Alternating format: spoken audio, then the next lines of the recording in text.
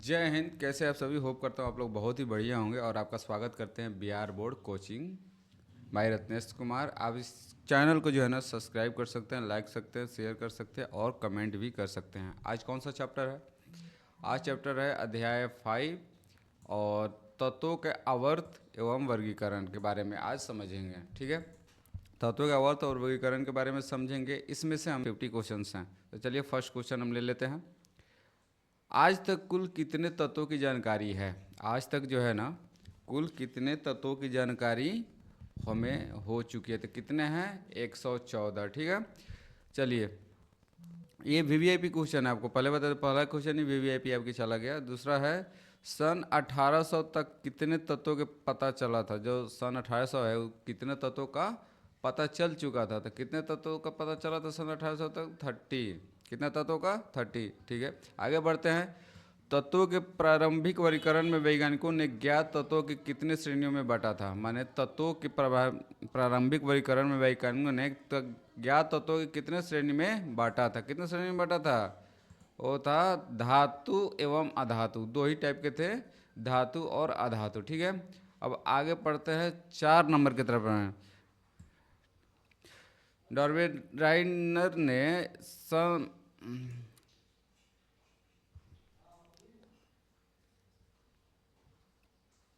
4 number की तरफ बढ़ते हैं। डॉर्वेराइनर ने सामान्य गुणधर्म वाले तत्वों के कितने तत्वों के समूह को व्यवस्थित करने का प्रयास किया था? कितने तत्वों को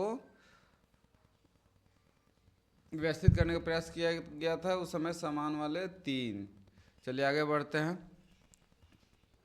5 में डॉर्वेराइनर के त्रिक त्रिक है, यहाँ पर ठीक से ध्यान से देखिएगा। त्रिक सिद्धांत के अनुसार, त्रिक सिद्धांत के अनुसार बीच वाले तत्व का परमाणु द्रव्यमान अन्य दो तत्वों के परमाणु द्रव्यमान का लगभग क्या होता है? डॉर्वेराइनर के त्रिक सिद्धांत किसका था? डॉर्वेराइनर का। तो सिद्धांत के अनुसार बीच वाले तत्व का परमाणु का तो जो द्रव्यमान होता है, जो अन्य दो परमाणु द्रव्यमान के लगभग कितना होता है? उनके सिद्धांत के अनुसार औसत होता है। कितना होता है? औसत होता है। 6 नंबर में चलिए लिथियम Li, सोडियम Na और आपके पोटेशियम के डॉर्वेराइनर के त्रिक उदाहरण यानी Li का परमाणु द्रव्यमान 6.9 और K का 39.0 है, तो Na का परमाणु कितना होगा? कितना होगा? औसत होगा। क्या होगा? औसत होगा 23। क्या है? 6.9 प्लस 39.0 बाई 2 कर दिया तो कितना औसत आया? 22.95, जो सोडियम के परमाणु द्रव्यमान 23 के लगभग बराबर है। देख रहे हैं, इसीलिए इसको कौन सा पद्धति बोलते हैं? इसको क्या बोलते हैं? इसको बोलते हैं डॉर्वेराइनर। डॉर्वेराइनर के त्रिक सिद्धांत इसको बोलते हैं। क्या बोलते हैं? डॉर्वेराइनर के त्रिक सिद्धांत। चलिए आगे बढ़ते हैं। साथ में डॉर्वेराइनर के वर्गीकरण के मुख्य सीमा क्या थी? इसका सीमा भी एक होता है। वर्गीकरण का मुख्य सीमा क्या थी? इसका मुख्य सीमा थी वह केवल त्रिक की ज्ञात कर सकते थे। क्या कर सकते थे? केवल 3 त्रिक ही ज्ञात कर सकते थे। क्या ज्ञात कर सकते? केवल 3 ही त्रिक जो है ना ज्ञात कर सकते थे। ठीक है, चलिए आगे बढ़ते हैं। 8वां नंबर क्वेश्चन में जोहन वुल्फगंग, ये नाम थोड़ा सा ध्यान से पढ़िएगा, नाम जो है ना काफ़ी ये होता है।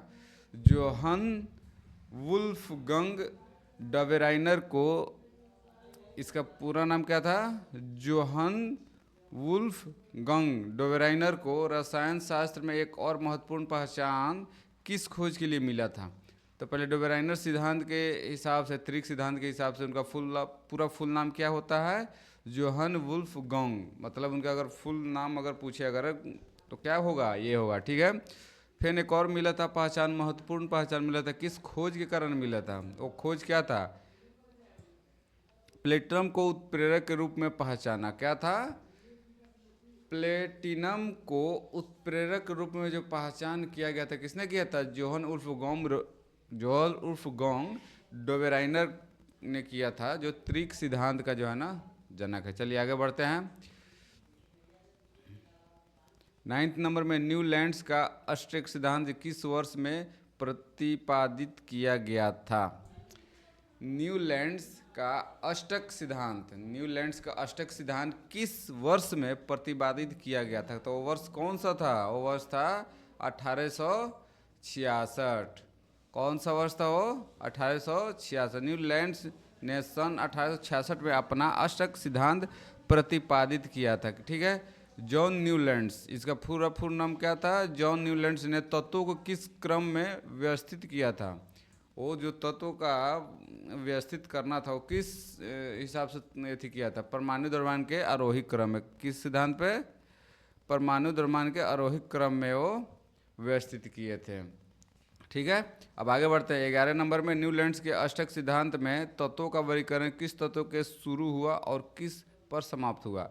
माने जो इनका जो अवरोही क्रम में साधना था, माने किस पे स्टार्ट हुआ और किस पे समाप्त हुआ था? तो वो था आपका हाइड्रोजन से थोरियम तक। क्या था? हाइड्रोजन से लेकर के थोरियम तक ये सजा के रखे हुए थे। उन्होंने सबसे कम परमाणु द्रव्यमान वाले तत्व हाइड्रोजन से आरंभ किया तथा 56 में तत्व थोरियम पर इसे समाप्त किया था, ठीक है। ये भी आपको जो है ना थोड़ा सा ध्यान में देने वाली बात है, कहाँ से स्टार्ट किया था, कहाँ पे समाप्त किया था। और जो समाप्त किया था उसका लास्ट तत्व कौन सा था? 56वें तत्व थोरियम था, ठीक है। आगे बढ़ते हैं। 12 नंबर में न्यूलैंड्स के अष्टक सिद्धांत के अनुसार प्रत्येक कितने तत्व के गुणधर्म पहले तत्व के गुणधर्म के समान होते हैं? न्यूलैंड्स के अष्टक सिद्धांत के अनुसार प्रत्येक कितने तत्व के गुणधर्म जो है ना वो पहले तत्व के गुणधर्म के समान होते हैं। तो वो कौन से थे? वो थे आठवें जो है ना पहले के गुणधर्म के समान होते हैं। क्या है? न्यूलैंड्स के अष्टक सिद्धांत प्रत्येक कितने तत्वों के गुणधर्म पहले तत्व के गुणधर्म से समान होते हैं? 8वां, ठीक है। चलिए 13 नंबर पर चलते हैं। न्यूलैंड्स के अष्टक में कितने दो तत्वों के गुणधर्म समान थे? जहां सोडियम लिथियम के बाद 8वां तत्व है। सोडियम लिथियम के बाद में कौन सा है? 8वां तत्व है, वो है लिथियम और सोडियम। वो कौन सा है? लिथियम और सोडियम। कौन सा है वो? लिथियम और सोडियम, ठीक है। हम 14 नंबर के पास चलते हैं। 14 नंबर में है न्यूलैंड्स का अष्टक सिद्धांत केवल किस तत्व का ही लागू होता है? माने न्यूलैंड्स का जो अष्टक सिद्धांत केवल किस तत्व तक ही लागू होता है? माने कौन सा ऐसा तत्व जहाँ तक वो लागू होता है? फिर हम आगे ऊपर में पढ़े कि कैल्शियम तक ही लागू होता है। क्या होता है? कैल्शियम तक ही लागू होता है। अष्टक का सिद्धांत केवल कैल्शियम तक ही लागू होता था क्योंकि उसके बाद प्रत्येक 8वें तत्व का गुणधर्म पहले तत्व से नहीं मिलता था। माने मतलब कैल्शियम तक लागू हुआ, कारण क्या है कि पहला तत्व जो है 8वें तत्व के गुणधर्म को सामान्य माना जाता था। कहाँ तक ले हुआ ये? 8वें तत्व का गुणधर्म पहले तत्व के समान नहीं मिलता था। क्यों? क्योंकि कैल्शियम के पास से उनका गुणधर्म जो है ना सामान्य नहीं मिलता था। गुणधर्म समान मिलता है इसलिए वो न्यूलैंड्स के अष्टक सिद्धांत था, ठीक है। अब आगे बढ़ते हैं। 15 नंबर कहते हैं न्यूलैंड्स ने क्या कल्पना की थी? न्यूलैंड्स ने क्या कल्पना की थी जो बाद में गलत साबित हुआ? उनका कल्पना क्या था जो बाद में चल के गलत साबित हुआ? प्राकृतिक में केवल 56 तत्व ही विद्यमान है। प्राकृतिक में कितना है? 56 तत्व ही विद्यमान है। लेकिन क्या है अभी फिलहाल प्राकृतिक में कितने तत्व हैं? पहला ही क्वेश्चन है भैया, आप लोग थोड़ा सा ध्यान दिया करो। क्या है पहला तत्व? 114। कितना है? तत्वों की खोज कितना हो गई है? 114। वो 56 ही बेचारे उतना ही खोज पाए थे। उस समय का समय और अभी का समय बहुत अंतर है, ठीक है। 56 तत्व ही विद्यमान है। चलिए ठीक है आगे बढ़ते हैं। 16 नंबर में न्यूलैंड्स ने अपनी सारणी में कुछ असमान तत्वों को एक स्थान पर रख दिया था। मतलब न्यूलैंड्स ने अपनी सारणी में कुछ असमान तत्वों को एक स्थान पर रख दिया था। इसका एक उदाहरण क्या है? माने न्यूलैंड्स के जो सारणी था उसमें जो है एक असमान तत्व था जो उसको एक स्थान पर रख दिया था। वो असमान तत्व क्या है? वो असमान तत्व है कोबाल्ट एवं निकेल। कौन सा है? कोबाल्ट और निकेल। इसे क्या बोलते हैं? असमान तत्व। कोबाल्ट और निकेल को असमान तत्व न्यूलैंड्स की सारणी में अलग रख दिया गया था, ठीक है। चलिए आगे बढ़ते हैं। 17 नंबर में न्यूलैंड्स अष्टक सिद्धांत मुख्य रूप से किन तत्वों के लिए ठीक से लागू हो पाया? माने न्यूलैंड्स का जो अष्टक सिद्धांत है मुख्य रूप से किन तत्वों के लिए ठीक से लागू पाया? तो हल्के तत्वों के लिए। कौन सा तत्व था? हल्के तत्वों के लिए। भारी तत्वों के लिए नहीं, अक्रिय गैसों के लिए नहीं, उपधातु के लिए नहीं, किसके लिए? हल्के तत्वों के लिए। चलिए 18 में बढ़ते हैं। तत्वों के वर्गीकरण मुख्य श्रेय रूसी रसायन किसे दिया जाता है?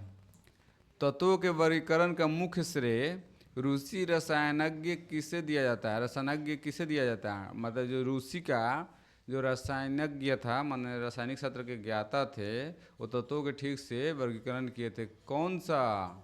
तो वो था डिमित्री इनोविच मेंडेलीफ। कौन था वो? Dmitri Ivanovich Mendeleev.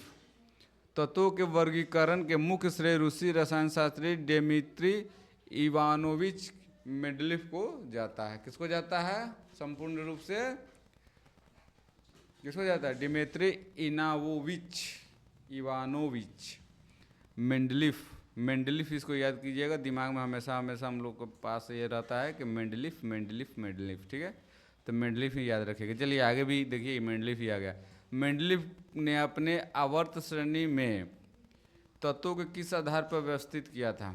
जो मेंडेलीफ थे वो अपने आवर्त सारणी में तत्वों किस आधार पर व्यवस्थित किया था? तो वो आधार कौन सा था? वो आधार था परमाणु, द्रव्यमान और रासायनिक गुणधर्म। किस आधार पर किया था? परमाणु का जो द्रव्यमान होता है और उसका जो गुण होता है उसके आधार पर जो है ना उसको व्यवस्थित किया था।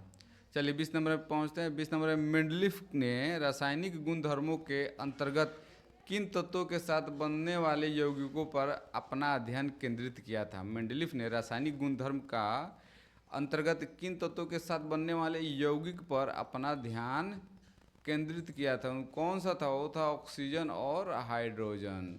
वो कौन था? ऑक्सीजन और हाइड्रोजन। चलिए 20 नंबर तक आ गए हैं। इससे पहले जो आगे हम बढ़े उससे पहले क्या है कि आप ये BBC Bihar board coaching centre जो है ये वाला आप जो है सब्सक्राइब कर लीजिए चैनल को और थोड़ा सा सपोर्ट ज़रूर से दिखाइए। चलिए 20 नंबर हो गया। अब आते हैं 21 नंबर में। मेंडेलीफ के आवर्त सारणी का सिद्धांत क्या है? मेंडेलीफ का जो आवर्त सारणी जो है ना प्रचलित है उसका सारणी का सिद्धांत क्या है? तो वो सिद्धांत है आपके तत्वों के गुण धर्म के परमाणु द्रव्यमान का आवर्त फलन होते हैं। क्या होते हैं? तत्वों के जो गुण धर्म उनके परमाणु का द्रव्यमान का आवर्त फलन होते हैं। कौन बताया था? मेंडेलीफ। कौन बताया था? मेंडेलीफ। चलिए 22 नंबर बढ़ते हैं। मेंडेलीफ के आवर्त सारणी में ऊर्ध्व स्तंभों को क्या कहा जाता है? माने मेंडेलीफ के आवर्त सारणी में ऊर्ध्व स्तंभ को क्या कहा जाता है? ऊर्ध्व जो स्तंभ होते हैं उसको क्या कहा जाता है? उसको बोला जाता है ग्रुप समूह। क्या बोलते हैं उसको? ग्रुप समूह बोलते हैं। चलिए 23 नंबर बढ़ते हैं। मेंडेलीफ के आवर्त सारणी में क्षैतिज पंक्तियों को क्या कहा जाता है? मेंडेलीफ का जो आवर्त सारणी है उसमें जो क्षैतिज पंक्तियाँ जो है उसको क्या कहा जाता है? आवर्त सारणी आप लोग देखे होंगे, उसमें जो क्षैतिज पंक्ति है उसको क्या बोलते हैं? आवर्त बोलते हैं। क्या बोलते हैं? आवर्त बोलते हैं। मेंडेलीफ के आवर्त सारणी में क्षैतिज पंक्तियों को पीरियड यानी आवर्त कहते हैं।